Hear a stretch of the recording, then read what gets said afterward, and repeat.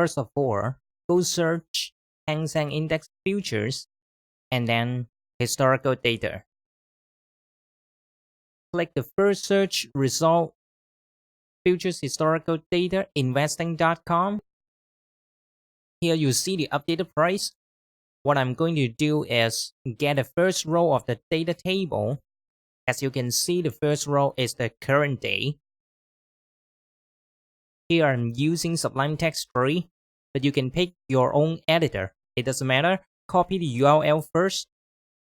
Control C, create a variable URL. Control V to paste the URL. I'll see if I can get response from the URL. To do this, simply from request HTML and import the HTML session. You can refer to the link down below if you want to know how to pip install request HTML in your environment. Here I create a session variable to point to the HTML session object. Then I'll create a response variable to store the fetch data. I'm typing a comment here just for myself. You can feel free to skip, but I do recommend including a comment for later reference. Stored as variable R. R is session, which was defined above. Dot get from the source URL and then dot HTML. Let me try printing out R, see if I get 200 for response or any error. Control boy. Take out HTML, Control boy. And here is the response 200. Let me add .html back. Now I need to get the data from the first row of this record. This script is for data fetching. If you're in Linux, use cron. For Windows, use scheduler to get data by running the script repeatedly. Move the cursor over the price, right-click, and then inspect element. I record that the element of the price is called results box. Right-click the price figure, inspect element, and look for the element that match with the highlight area. When you hit ID, results box, you'll see the highlight area. Then you know the results box is the one you need. The blue area is included in the ID. Create a variable data equals R, which was defined above. Find. Here we need to look up for a string that contains the ID results box. So add a pound key. If it's a class like this one, then you use a dot to represent the class and a pound key for ID.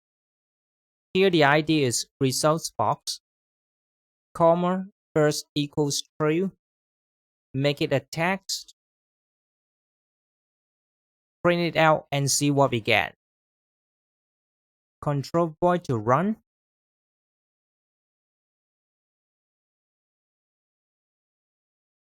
Here you see 25,630. This number may not match with the site as it's running real time. 25,630 should be this 25,632. Here we see open 25,631. It shouldn't change, right? Any high-low should be these two. So these figures should be our target. Here open, high-low, close. You might see the price keep changing and the output here stays static. The script here is text, right? So we need to split it. If you leave it blank, you separate by space. You can specify the separator to whatever sign you like. Control boy. The result is ugly, I know, but we can still get what we want. Here you see the items are separated by commas, 0, date, 1, price, 2, 3, 4, 5, 6, 7, 8, 9, 10, 11. 11 should be 25,629, which is close to this one. close equals to data, which refers to this big chunk of thing.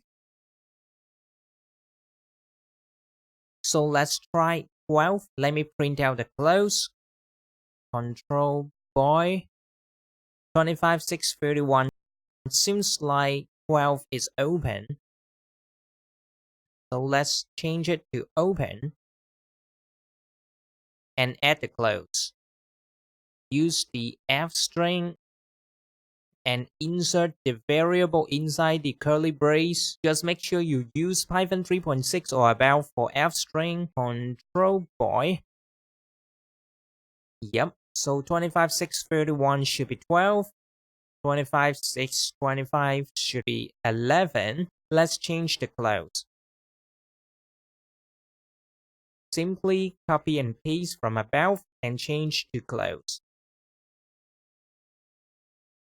Control boy to run. Here we go. Let me look up for a high. 25,681. So here's the high. The figure will change because it's real time.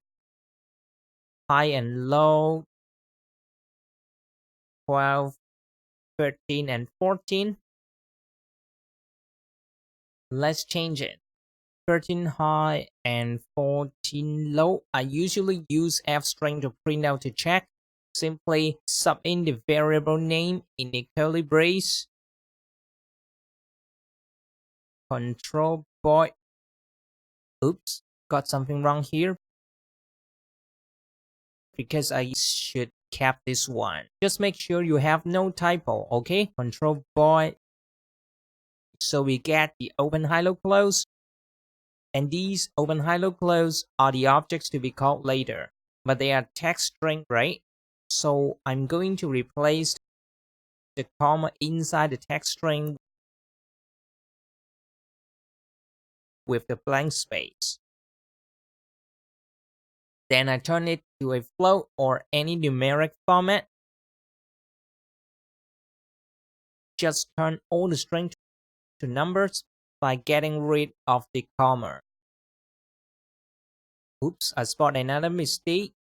Anyway, keep going first. Control boy. I see. I forgot to close the bracket here. Let's finish up the code. High, low, 13 high, 14 low. Control boy.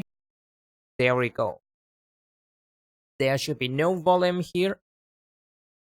It doesn't matter because it's just for education purpose. You can comment out the result as they are just for your reference. Control boy and you see nothing, right? Here, just for demonstration, I'll print that out. In the next video, I'll show you how to call this script from another Python file. Stay tuned.